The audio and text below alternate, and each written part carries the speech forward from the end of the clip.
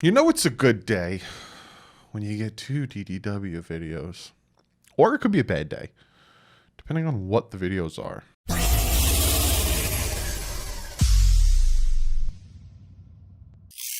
What is up, Fin fans? 2-4 today. Baby went to sleep. Shh. Shut the up. Shut up, man. No, baby's asleep. Wife hasn't come home yet from work. So I got the chance to sit down and make you another video. This one is about, you can tell from the title, we're doing 2 joint practices. Yes, indeedy. So let's jump into it. Stop trying to be funny, Doug, and actually give us the news. Yes, the Miami Dolphins are also having a joint practice with the Chicago Bears. So the Miami Dolphins, this came from Adam Jans. I apologize, Adam, for mispronouncing your name, but you probably don't even give a crap. He's probably not even watching this. But he said this should be fun. I'm told that the Bears will be hosting the Dolphins for a couple joint practice before their preseason game, August 14th. There will be at Hallis Hall. I can't read. The Bears plan to practice with the Broncos last year were scrapped because of the pandemic. So, not only are the Dolphins going to have a joint practice in I don't know why I'm pointing here. I'm in New Jersey. In Miami before their game against the Atlanta Falcons, but now they're going to Chicago and having a joint practice with the Bears. They're having 2 joint practices. I wouldn't be surprised if they have one with Cincinnati before their last final preseason game. So, what does this mean? That's probably the title of the video. Miami Dolphins having 2 joint practices. What does this mean? Or whatever. I honestly think this has a lot to do with Brian Flores taking this season more serious than anyone else probably thinks he's going to, if that makes any sense. Or he really wants to see what he has in this team. You don't have joint practices just because, hey, I have a friend on Chicago, or hey, I have a friend with the Atlanta Falcons, and let's just do this. It's to see what your team can do. Training camp, and I have a special video for like what to expect or what to look for in training camp, but that's going to come like the week before training camp.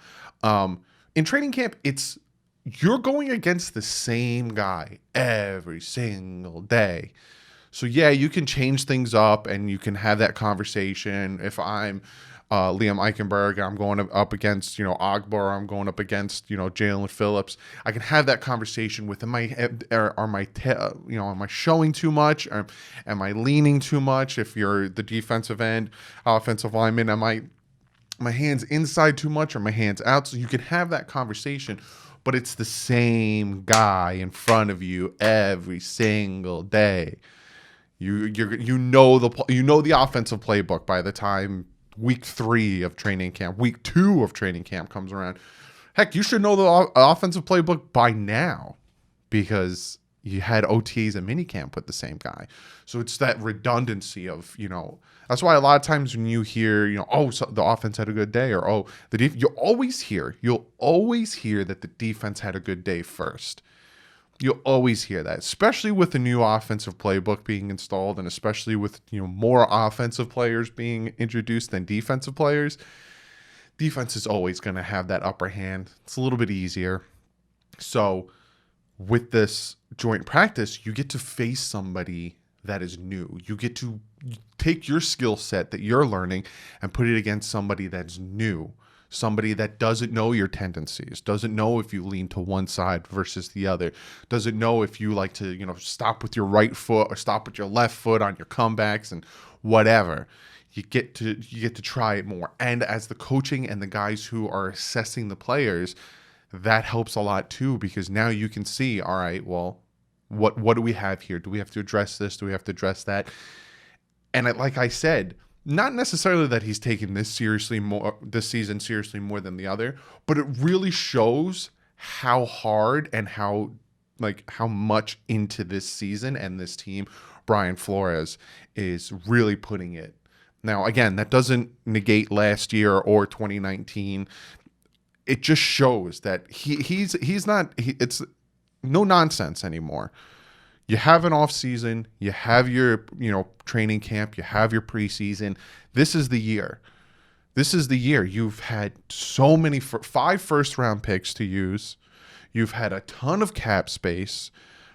If I added up the number of draft picks over the past 2 years, I'm not really counting 2019 as first year there, but that was just the start. But like so much, this is where you show it. This is the 3rd year.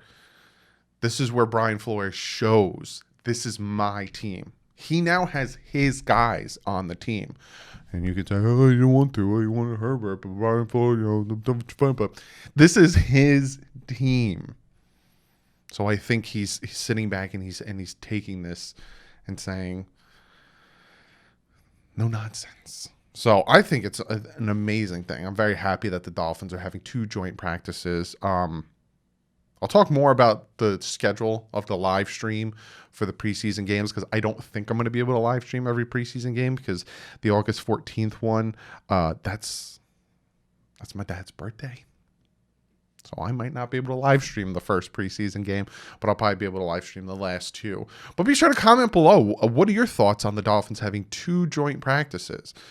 You know, the Falcons one I was excited for, but now you get to go against Chicago as well. Get to go against, their defense isn't anything to really like scoff at.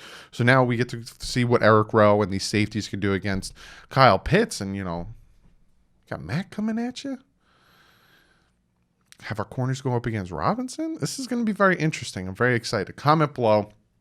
I want to know what you guys have to say. And I'm going to get to comment of the day. Now, like I said, this video is a short one. I just really wanted to address the fact that they're having 2 joint practices. But Jamie Zarilla commented on my live stream. So last night I did a live stream. If you guys haven't checked it out, go check it out. It's about an hour and a half. I tend to not live stream long because I have to be up early with the baby. But in that conversation, I think Pete asked me about, if we start 0-3, what do we do with Tua?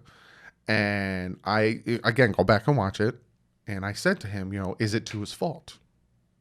Say Tua goes, in that 0-3, Tua, each of those games throws for a minimum of 200 yards, minimum of 2 touchdowns, no interceptions. The reason we lost those 3 games is on the defense or a missed field goal, a fumble by the running back in a timely manner. Like, do you still bench him in that scenario? Because we don't know in those scenarios. He said yes, but we all know. We all know. So Jamie Zarilla came out in that video and he said, "Hey Doug, Deshaun Watson started the 2021 season 0-4 and ended the season 0-5. I didn't see him get benched or talk/request about him getting benched. The two discussion are very polarized and biased. Very few people offer good unbiased comments. Great show, by the way. Yeah. There's very few, and I wouldn't say there's very few. I think the majority of the Dolphin fan base is kind of in the middle, where it's our quarterback. Like, I defended the crap, and you guys are probably like tired of hearing this, and I don't blame you. It is that time of the year though, so if you get something to talk about, I'm gonna talk about it. But first 4 games last year, go back and watch them. I defended Fitz in and out and in and out. So many people, the first game he threw 3 interceptions, wanted him gone, put 2 in there. Second game, we lost to Buffalo, put 2 in there. Seattle game, we couldn't score a touchdown. Jacksonville game, we won. 4th game, Seattle game, we couldn't score a touchdown, 5 field goals, put 2 in there, and I was constantly defending Fitz. So let me get back to that. There are, I would say, a majority of the fan base that is whoever the quarterback is, give Tua a chance if he doesn't succeed. But there is a split where there's people who are like diehard Tua fans, and there's people who just really, really don't like Tua for whatever reason. Some people I've read say, he was a can't miss, number 1 projected talent coming out of college, and this is what we get. When was he projected that? Because if it was before the hip injury, then the hip injury kind of puts a little bit of a back burner on that mamma jam. And then there's people who, it's a 5th overall pick and he's playing like this, all that stuff, right? Those are the people that are the loudest. Those are the people who it's the same thing in politics. You have the right wing and you have the left wing, and you have the extremes that are the loudest. And then people associate, well, Republicans are this because of those extremes, and Democrats are this because of the extremes. It's the same thing in this scenario. But say the Dolphins, and I put this on Twitter. Say Tua game week 1 throws for 350 yards, 3 touchdowns, no interceptions, lights the Patriots up. You're gonna have the guys on the far side of the Tua spectrum saying, "We told you Tua's the greatest. Tua's here. We told you." Yeah, blah blah blah blah. And then you're gonna have the guys on the far other side that hate Tua say, "It's one game. Relax. It's one game." And if he has a horrible game, an absolute horrible game, then the people on that far other side are going to say, "See, he's a bust. He sucks. We should get rid of him." And the other end are going to say, "It's just one game. Relax." It doesn't matter. Just enjoy the game. Root for your guy. Ignore the other side if they bother you so much. But like I said, majority of us, I would say a good 80% of us, just love this team. Love rooting for the team. It doesn't matter. I'm here to just give you an unbiased take. Some people think I'm not unbiased, but it is what it is. But again, Jamie Zarella came out with yeah. Deshaun Herbert started 0-3. There was no talks of that. So we'll see how it goes. It just so happens that a lot of this Tua stuff is because the media came out and just blew it up. So of course, people are going to jump on it. That's all I got to say about that. Because I've had another comment of the day ask me, why is that? Why is some of the fan base split? I don't know. I'm not. I'm rooting for the kid. He's my quarterback. If it doesn't pan out, hey, we'll move on. I root for this. I don't root for, I like certain players, but I root for this. Whatever's best for this. If what's best for this is to change the quarterback, then change the quarterback. That's what I said last offseason. I don't care who starts when it was Fitz, Rosen, and Tua. I don't give a crap who wins the starting position. Whoever gets us W's is who I want behind center. So I root for this. I don't root for Fitz. And I'm a big Xavier Howard fan. I love Xavier Howard. But if trading him is the best thing for the team to get more assets, to get a better center, to whatever, do it. Because I root for this, not for a player. But that's the video. Thought I'd come out, talk about a few things.